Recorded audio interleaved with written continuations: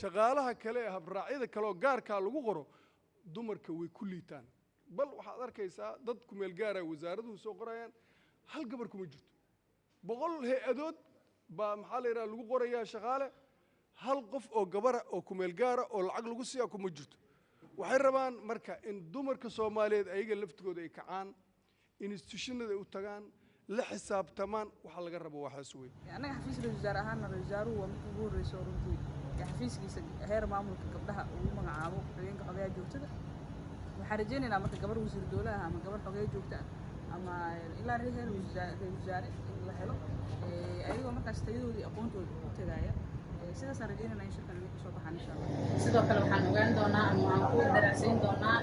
saddex maalin meesha aan joogno diilaayno caqabadaha iyo jaamacadka ay la kulmaan gabdhaha ama waxyaabaha keenay in nambarka gabdhaha oo aad uga yaraado nambarka ragga ee ka shaqeeya sida dawladda iyo dhammaan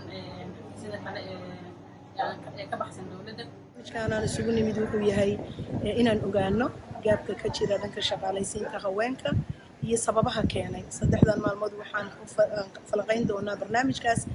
insha Allah biidhnillaahi kariimna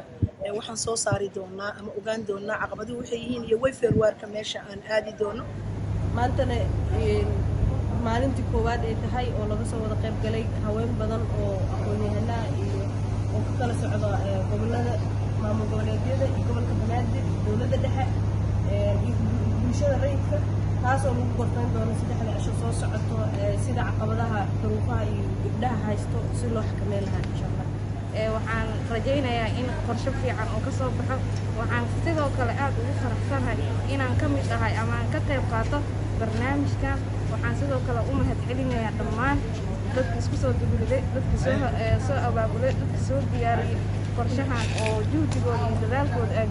geliyeen waxaan aad ugu faraxsanahay in la dhiirigeliyo haweenka ka shaqeeya dawladda maadaama tiradooda hadda ay aad u yar tahay waxaan rajaynayaa kulankan inuu ka soo bixi doono xukuumadda soo socoto in haween badan la shaqaalaysiiyo oo ka tirsan dawladda heer managerial ah agaasimayaal guud agaasimo waaxeedyo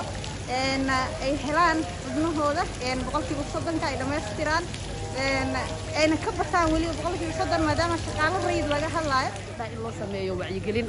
in kees haddii xataa gabdhaha maanta ay wax bartaan ee guryaha iska jooga waxaa lagu dhahaa gabaraa tahay hataa shaqa doonta xataa ilmahaada yaa ku haynaya saan ku yeelaya taasna waa qalad